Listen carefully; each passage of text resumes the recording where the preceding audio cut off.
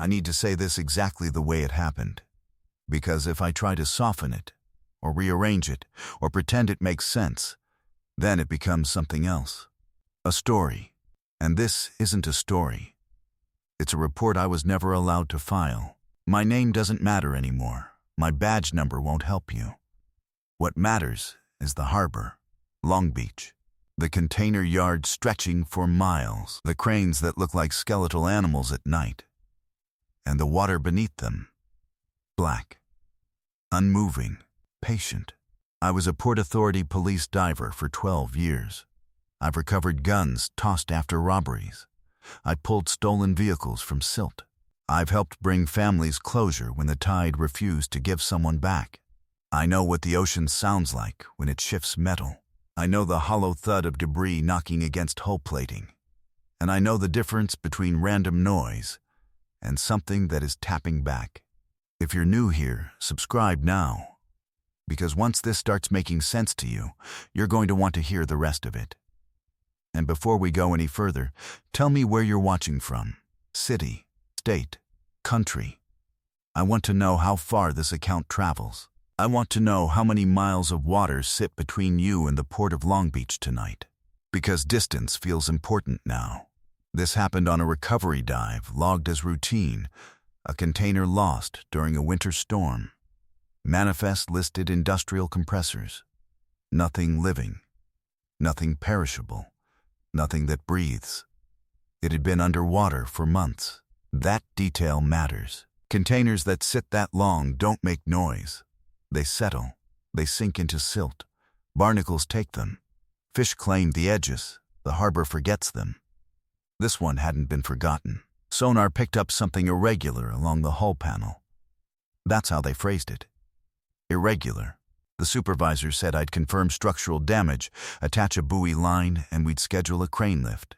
Routine. The dive started like every other night deployment. Fog low over the water.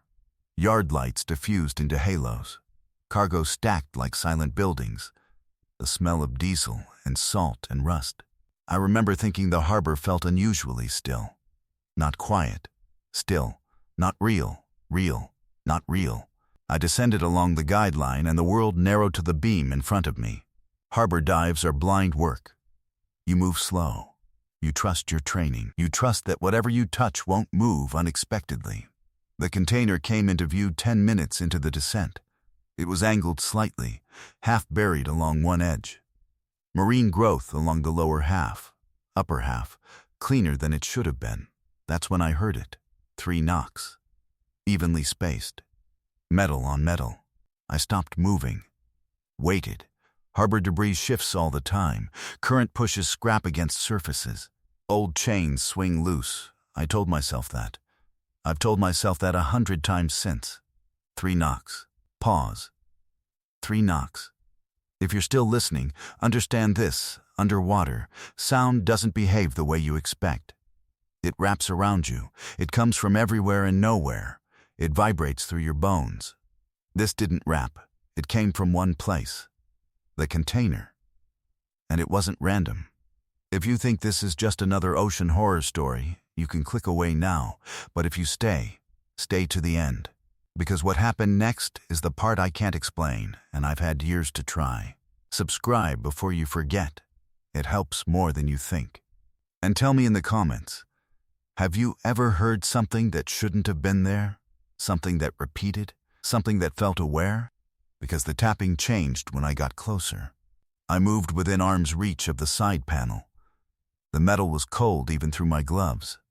I hovered, steadying myself in the water. 3 knocks, directly beneath my hand. Not real. I pulled back instinctively. My light flickered slightly as silt drifted upward from the container's base. The harbor floor isn't soft sand, it's industrial sediment. Heavy, disturbed only by strong movement. Something had disturbed it recently. I checked the seams along the door hinges. No visible breach. No cracks wide enough for marine life to pass through. The locking bars were intact, though rusted along the edges. And then I did something I shouldn't have done. I tapped back. 3 knocks. Even spacing. I waited. Nothing. Long enough that I felt embarrassed inside my own helmet. Long enough to convince myself I just spooked myself with echo and imagination. Then, 3 knocks. Faster. Directly where I had tapped. The container wasn't echoing me. It was answering. You can believe me or you can't. That's your choice. I'm not asking you to trust me. I'm just telling you that I felt vibration from inside the metal. Not rebound, not resonance. Impact from the other side. Not real. My breathing changed. I could hear it louder in my own head. The harbor seemed smaller, the beam of my light narrower. There are procedures for anomalies. You document, you retreat, you surface and reassess. I didn't retreat. I leaned closer. The knocks stopped. Silence underwater is different than silence in air. It presses against you. It hums faintly. It reminds you how much weight is above your head. I placed my palm flat against the container wall. I waited, and I felt it. Not knocking, not scraping. A faint movement, like something shifting position. Inside, the manifest said machinery. Machinery does not reposition itself after 4 months underwater. I remember whispering into my comm line, asking surface control if they had hydrophone interference, if they were detecting structural flexing, if any other divers were in the water. They said I was alone. I know what alone feels like underwater. That wasn't it. That was the moment the idea formed, quiet and unwanted. What if it wasn't dropped during the storm? What if it was placed? Not real. Real, not real. I moved toward the door seam. There was a narrow slit between the panels, clogged with residue and barnacle growth. I angled my light inside as far as it would penetrate. I didn't see anything, but I felt something looking back. And that's when the tapping resumed. Slower. 3 knocks. Pause. 3 knocks. Measured. Deliberate. As if it understood rhythm. As if it understood me. They train you for panic in a way that sounds insulting until you've been there. They tell you panic is simple. It's a mechanical failure in the brain. Too much stress, too little oxygen, too much darkness.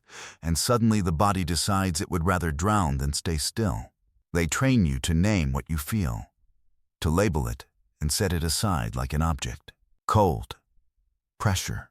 Disorientation. Fear. I kept naming things as I hovered beside that container, as if saying them in my head would keep them from becoming real.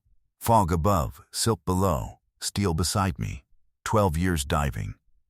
Routine call. Not real, real, not real. Patrol asked me to confirm the container ID. That was their priority. The numbers, the registry, the ownership. They wanted a photo for the report. They wanted proof for the port authority and insurance. They wanted it neat. I should have told them I couldn't see the ID plate clearly. I should have said visibility was too poor. I should have called it and ascended. Instead, I drifted along the container side, searching for the stamped markings by touch as much as sight. Harbor water isn't water the way people imagine it. It's a layer of history. Fuel traces. Rust. Old paint. Every ship that ever docked leaves a little behind. And down where I was, the world had a taste through the mask even if you never let water in. Metal and something sour. My glove brushed over the lettering. Raised, rough. Some of it scraped away. The knocks returned the moment my hand found the numbers. Pause. 3 knocks. The same rhythm as before, but now it felt closer, as if it had shifted inside to follow me. I pulled my hand back, hovering a few feet off the steel. I stared at it as if I could force it to admit what it was. A container can't follow you. A container can't listen. But the harbor is full of things that move without being alive. Cables drift, chains swing, tires roll slowly across silt. The mind makes patterns, because patterns feel safer than chaos. Not real. Real. Not real. I keyed my mic and told Control I had contact with the target. I gave them a partial ID. There was static on the line, a thin crackle that made my own voice sound like it belonged to somebody else. Control acknowledged. The supervisor told me to check for door damage and attach the buoy line. Attach the buoy line. They might as well have told me to tie a ribbon on a coffin. I swam toward the door end. The container was lying at a slight angle, One corner sunk deeper, like it had tried to bury itself. The doors were facing away from the open channel, toward a line of pilings and an old concrete mooring block that had been down there longer than anyone could remember. The closer I got to the doors, the more wrong the metal looked. Not in a way you can explain in a report. There was rust, yes. There was marine growth, yes. But there was also a strange clean band running along the seam, as if something had rubbed against it repeatedly. And the locking bars, though still in place, showed wear marks on the inner edge.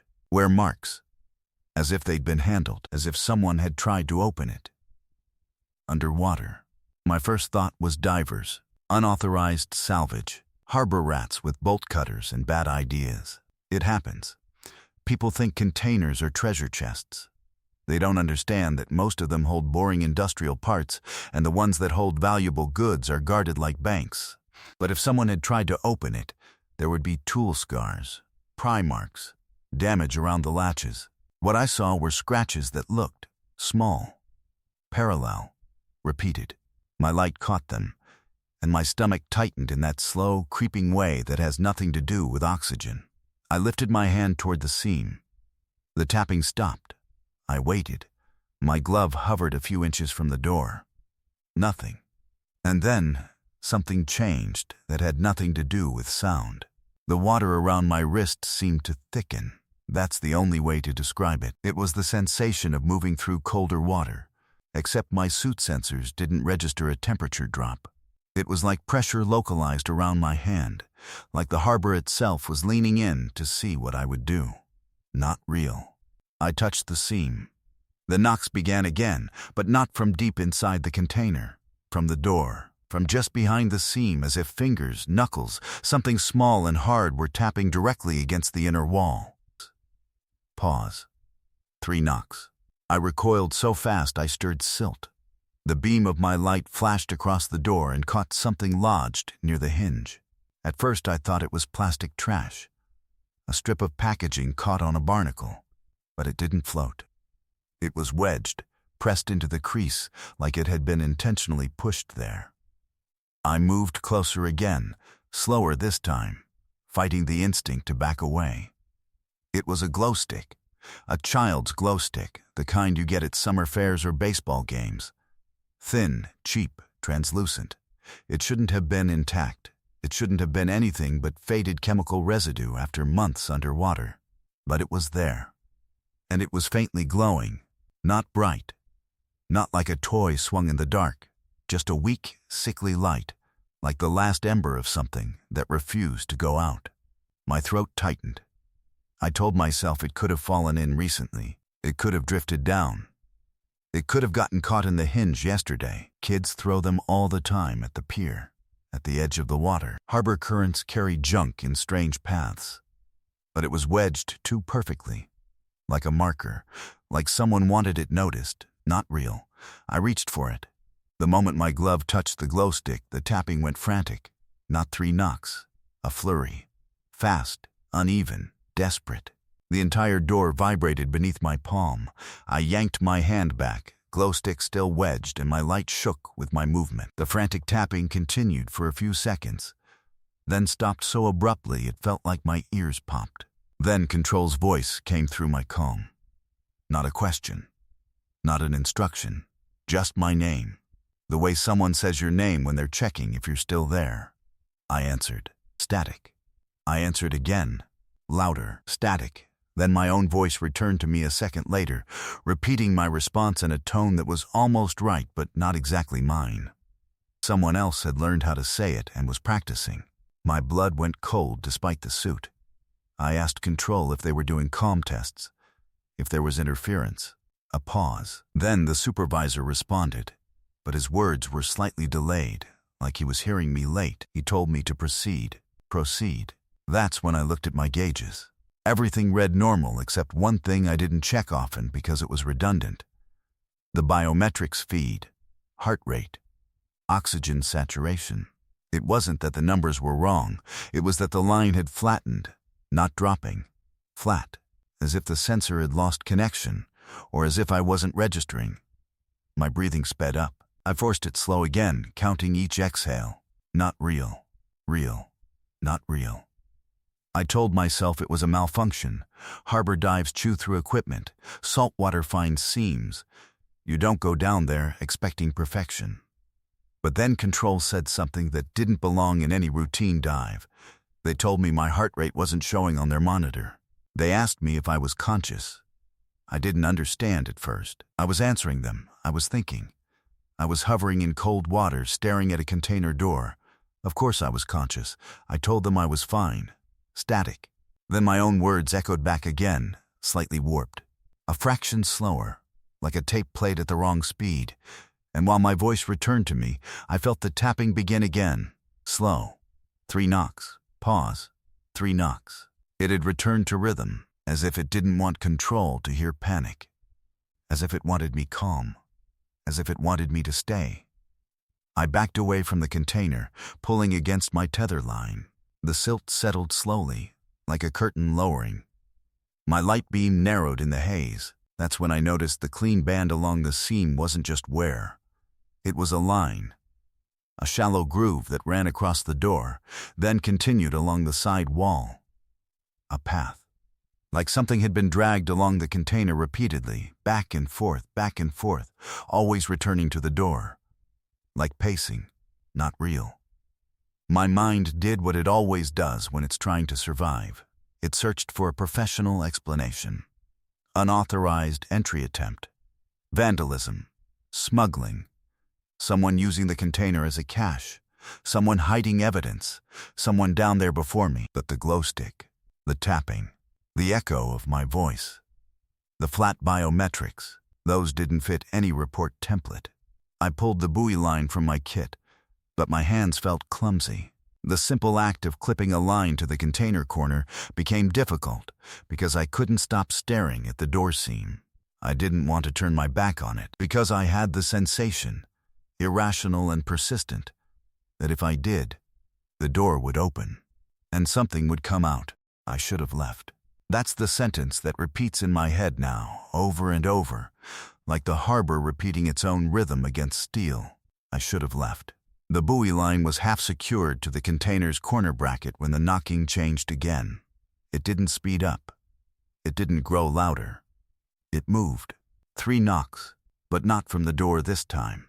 From somewhere deeper inside the metal, as if whatever was making the sound had stepped away from the seam and was pacing toward the center of the container.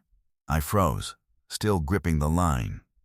The harbor around me felt altered, though nothing visible had changed. The pilings stood where they always stood. The mooring block sat like a broken tooth in the silt. The container was still angled at the same pitch, but the space felt narrower. I finished clipping the buoy line because routine is a lifeline. Procedure keeps you sane. I told Control the line was attached. My voice sounded controlled, even steady. Control responded after a delay that was just long enough to be noticeable. They asked me to perform a structural sweep along the container's top panel before ascending. I almost said no. Instead, I moved upward along the side wall, following the ridged steel toward the top edge. My tether trailed behind me in a loose curve, vanishing into murk above. The tapping resumed. 3 knocks, but the rhythm was slightly off now. The pause shorter, the knocks closer together, like impatience. I reached the top panel and angled my light down across its surface. There was less marine growth up here than there should have been. Patches of clean metal interrupted the rust and barnacles in irregular shapes. Shapes that almost looked like handprints. I told myself that was absurd. Handprints don't last underwater for months. Not real. My glove drifted over one of the clean patches. The steel beneath it was smoother, as if worn down by repeated contact. Not scraped, polished.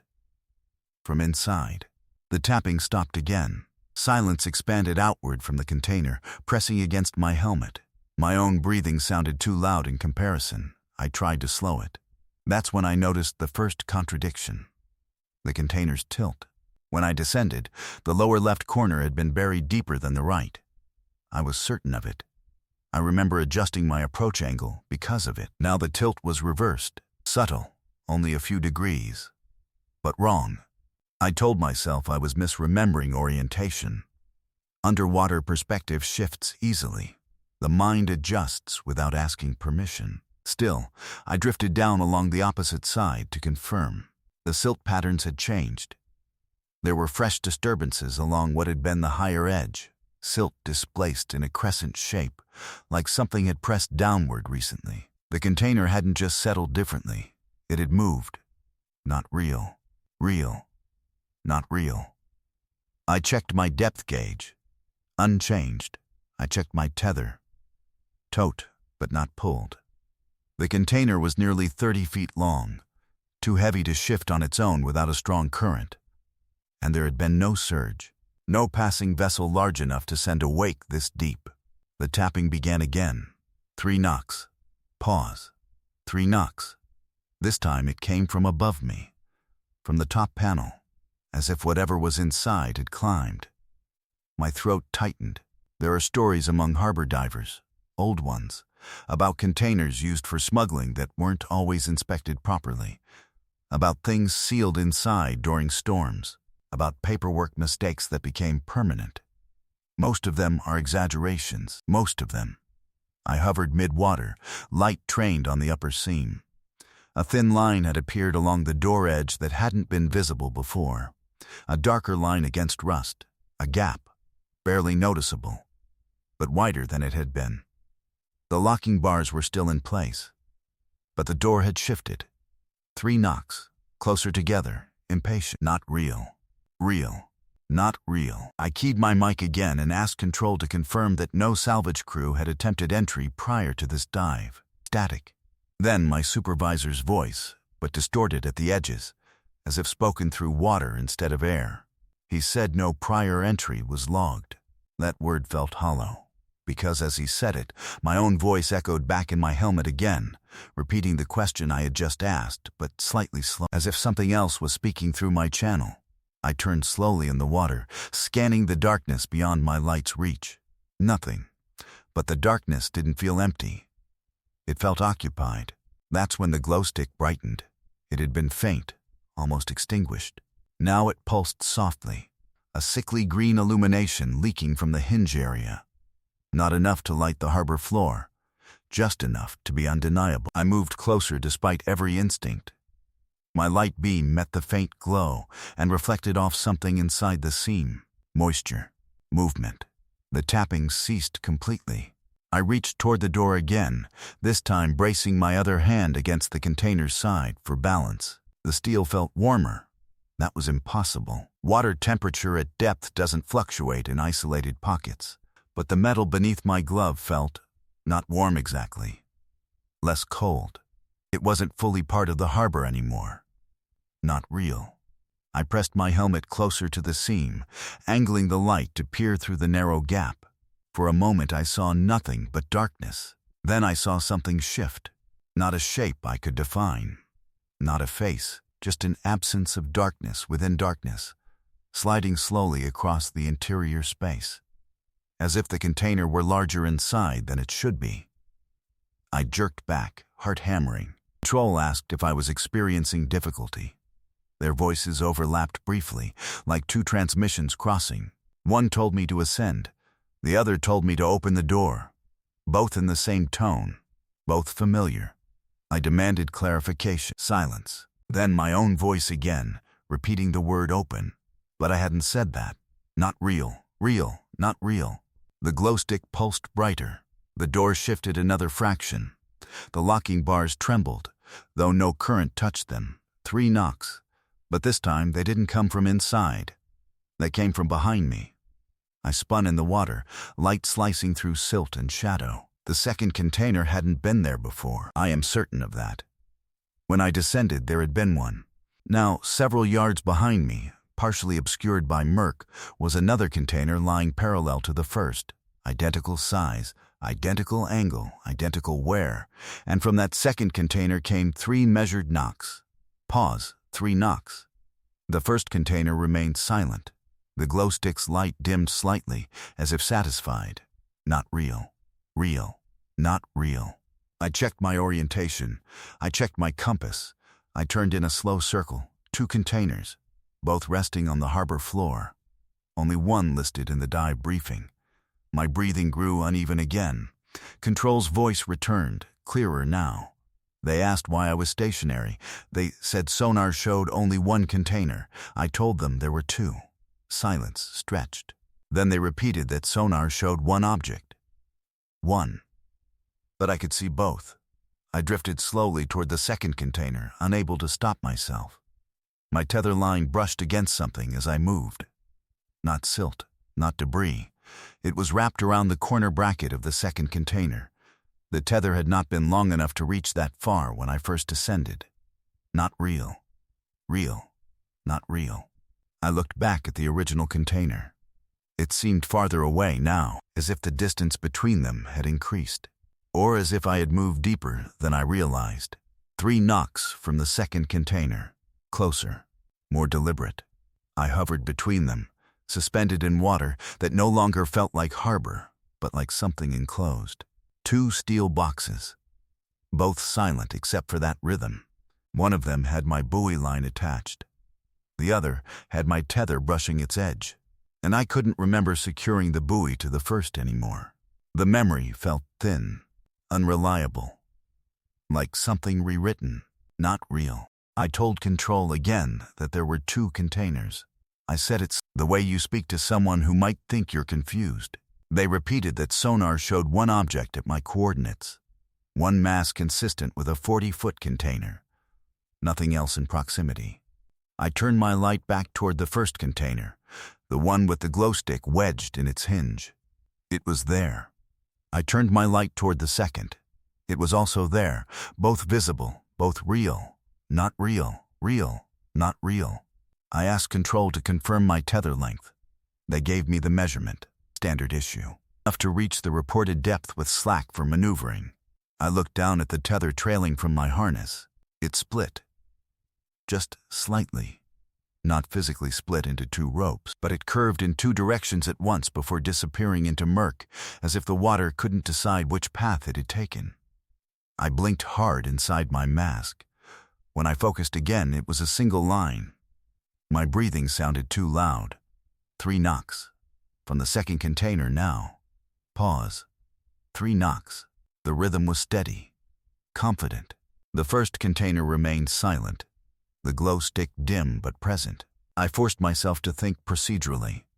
If there are 2 objects, document both. I moved closer to the second container. It looked identical in color and corrosion patterns. Even the scratches near the door seam appeared similar, though not exactly the same. On this one, the scratches formed tighter clusters, almost like letters repeated too many times. I angled my light closer. They weren't letters. They were vertical marks, repeated, side by side. Count marks, tally marks. My stomach tightened. They covered a small section near the door hinge, then trailed downward along the seam, stopping just above the lower edge where the container met silt. Not real.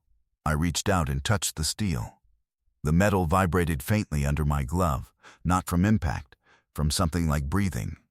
Slow expansion, slow contraction. Impossible underwater. The tapping resumed, but this time it matched the rhythm of my own pulse in my ears. 3 knocks. Pause. 3 knocks. I pressed my hand harder against the door. The knocks stopped immediately. I pulled my hand away. They resumed. The container wasn't just making sound. It was responding to contact. I told Control I was observing unusual vibration from the object. They asked me to clarify. As I began explaining, my own voice came back through the headset again, overlapping with my current speech. Repeating, but slightly delayed, as if something was learning how I spoke. Not real. The water temperature felt different near this second container. Colder. Dense. Like descending deeper without actually moving. I glanced at my depth gauge again, unchanged. 36 feet. Shallow by most standards. Deep enough when the water feels closed. I moved toward the seam of the second container's doors. The locking bars here looked newer, less corroded, as if they had been handled more recently than the rest of the steel. That contradicted everything. This container wasn't logged, wasn't on sonar, wasn't reported lost. yet it looked as though it had been accessed. The glow stick from the first container pulsed again behind me. I turned my head. The first container now appeared farther away than before. The water between us felt stretched, like distance itself was expanding, not real. The second container's tapping slowed. 1 knock. Pause. 2 knocks. Pause. 3 knocks. Then silence. The rhythm had changed. It was building. I realized something that made my chest tighten. The first container had tapped in 3s. The second had begun with 3s. Now it was counting upward. 1, 2, 3. I waited. Nothing. Then 4 knocks. Pause. 4 again. My mind searched desperately for reason. Hydrostatic pressure shifts. Metal stress release. Marine life inside. But marine life does not count. Metal does not build sequences. Not real. I hovered, watching the door seam.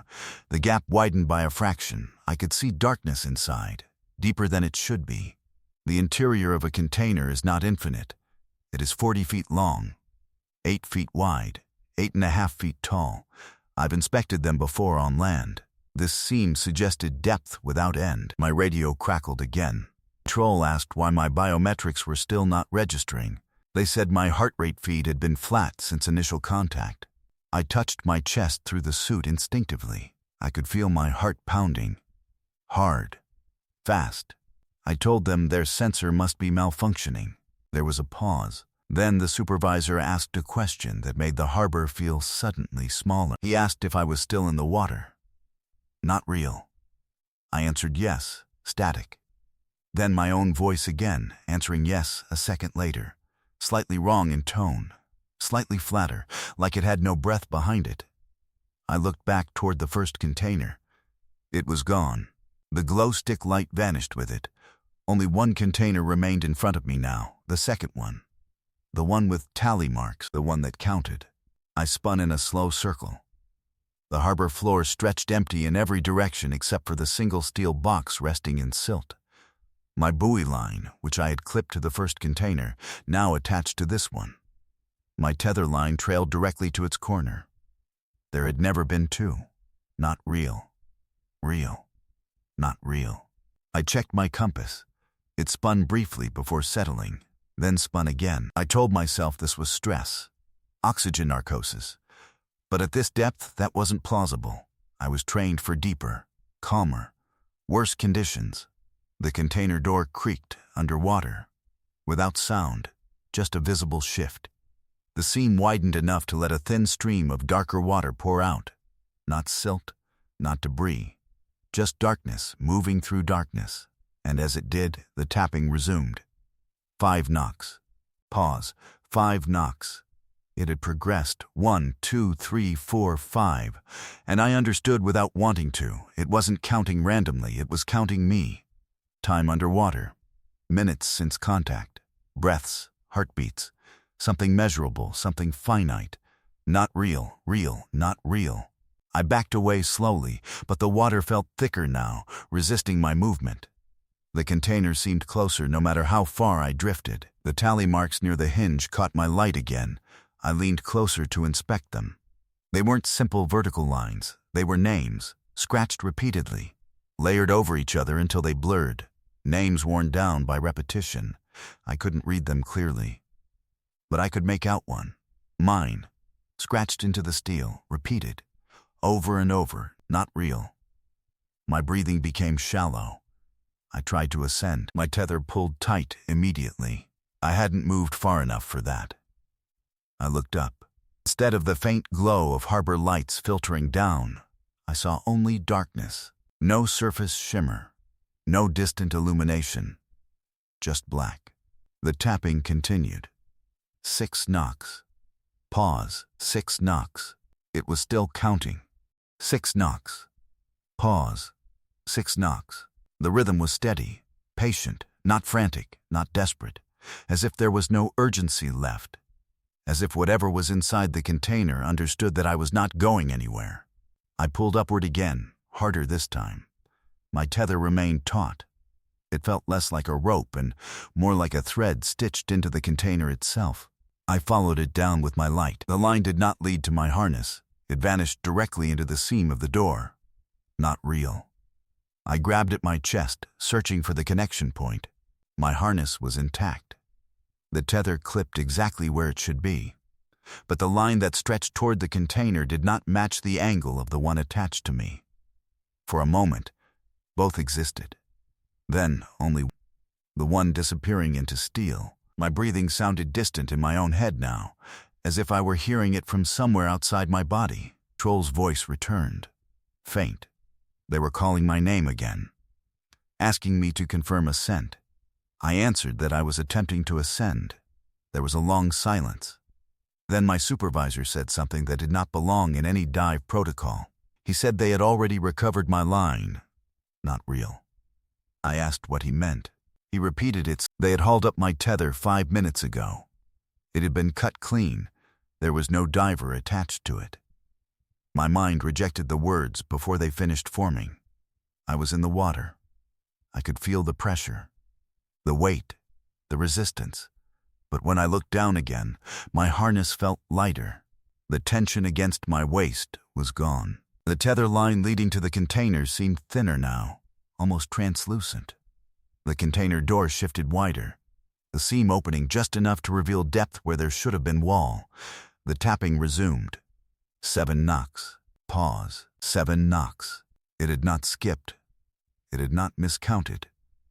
It was progressing with perfect consistency. Not real. Real. Not real. The tally marks near the hinge pulsed faintly in my light. They looked less like scratches now, more like impressions, indented from the inside outward, as if something had pressed repeatedly against the steel from within, marking time against the wall. I drifted closer despite myself. The water around the door felt warmer again, less dense, like stepping from cold air into a closed room. The darkness within the container moved. Not a shape, not a silhouette, just a shift, like the suggestion of space rearranging itself. Troll's voice returned once more, clearer now. They asked if I could see the surface lights. I looked up again. There were no lights, no faint glow from the harbor, no distortion of the moon through water, just an endless ceiling of black. I told them I couldn't see the surface. There was a pause. Then my supervisor said the words slowly, as if speaking to someone already lost. He said they could see the surface. Calm water. No disturbance. No bubbles rising. No diver below. Not real. Real. Not real. The container's interior seemed deeper now. My light beam stretched into it and disappeared before touching a back wall. That was impossible. 40 feet. I knew that number like my own name. 40 feet. The beam vanished after 10. I felt something brush against my calf. Not a fish, not debris, a firm pressure. Then release. I turned quickly. Nothing visible. But the tally marks on the door had changed. There were more. They had extended farther down. 7 lines added to the cluster. Fresh. Clean against rust. 7 knocks. Pause. 7 knocks. My heart pounded so loudly I could no longer tell if the rhythm matched the tapping or if the tapping was following me. Not real. I reached toward the seam again. This time my hand passed slightly into the opening. The interior air felt different. Not water, not pressure, just space.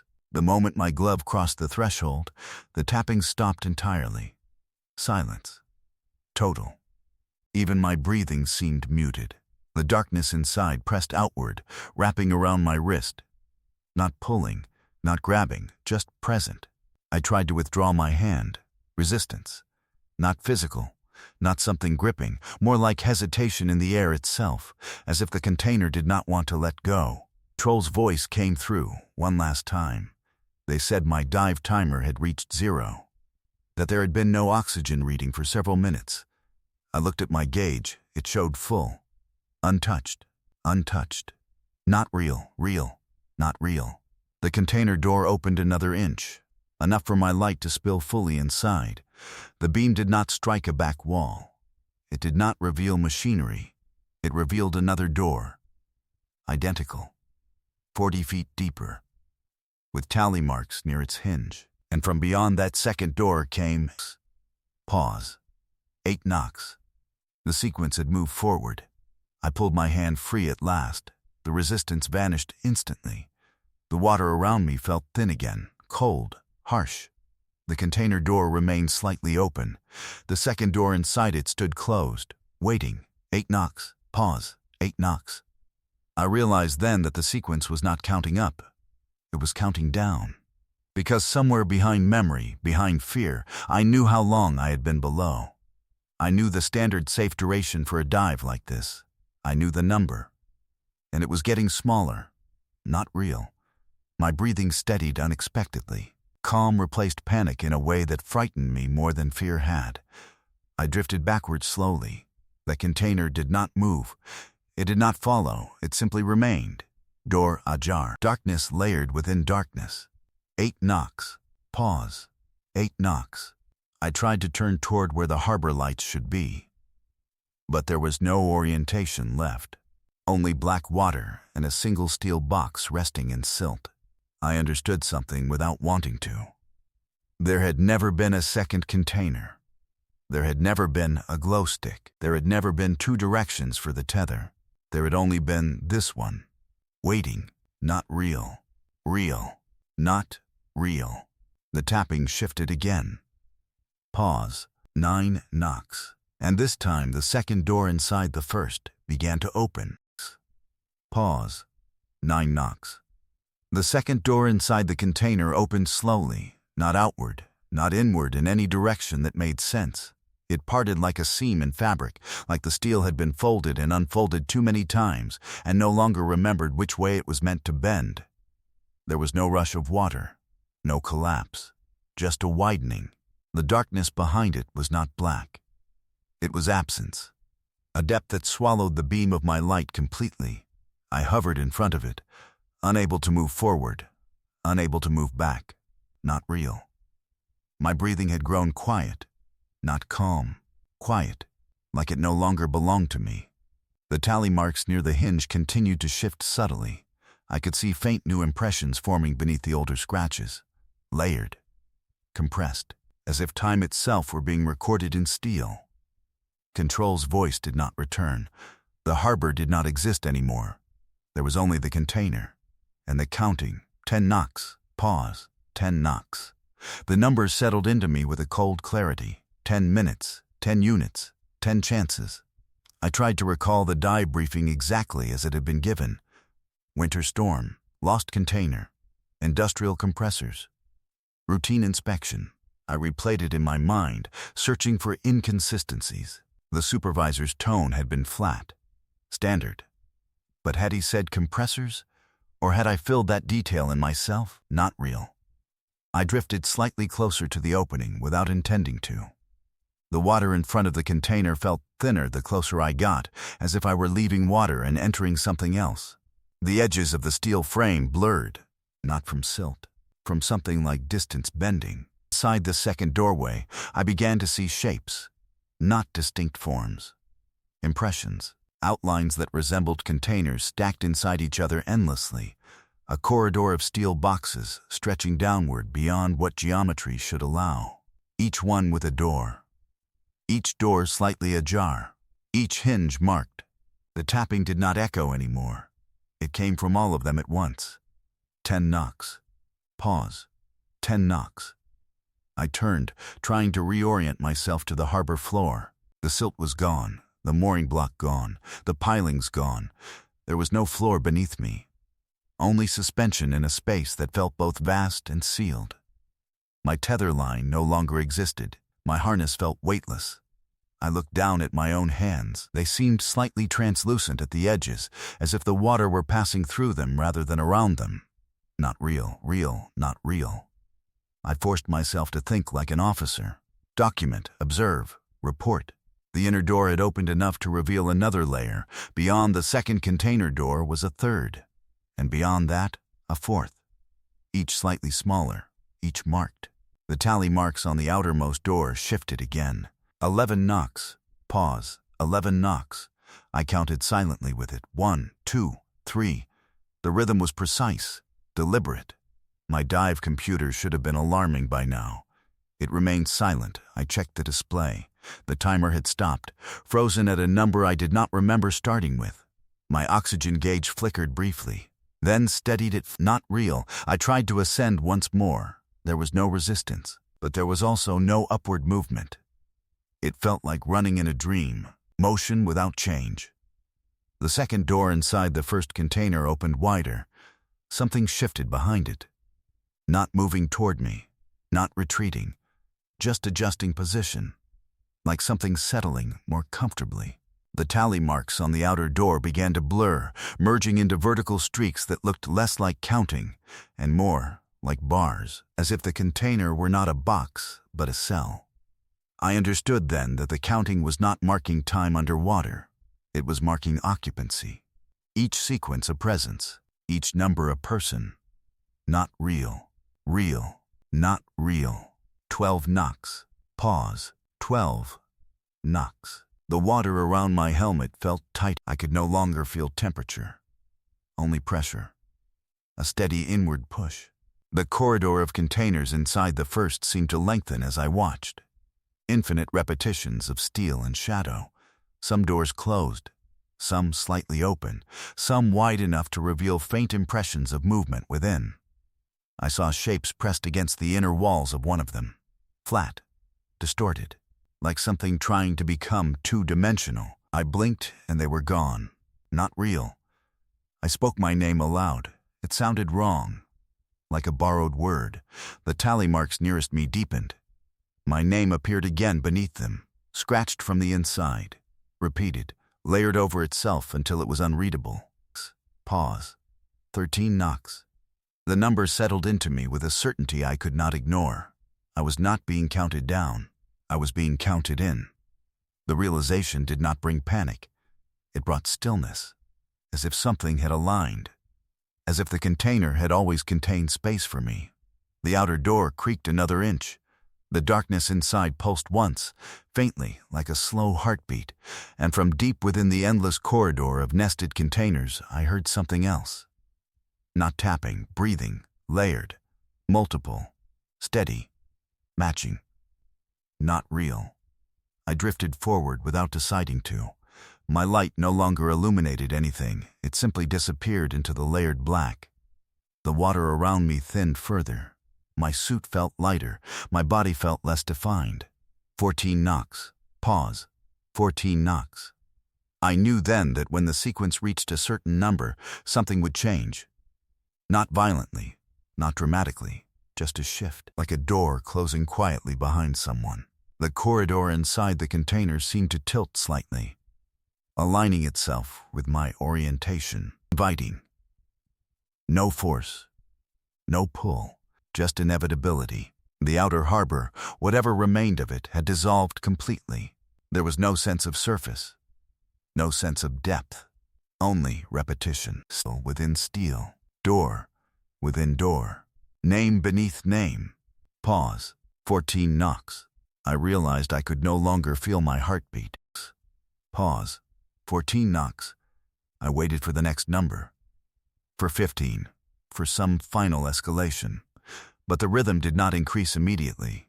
It lingered at 14, repeating as if uncertain, as if something were adjusting to fit me correctly. Not real. I pressed my hand forward again. This time there was no resistance. My glove passed through the first threshold fully, then the second. The water around my arm thinned until I could no longer feel it at all. Inside the container there was no sensation of being submerged. There was no sensation of air either. Just presence. The corridor of doors stretched downward in impossible perspective. Each door carried tally marks at its hinge, each mark slightly different in pressure and angle, as if carved by different hands. 15 knocks. Pause. 15 knocks. The number settled. It did not feel random. It felt exact. I tried to remember how long a routine harbor dive should last before mandatory ascent. I tried to recall the maximum safe bottom time. The number in my memory matched the one in the rhythm. 15. Not real. Real. Not real. My name appeared again beneath the tally cluster nearest me.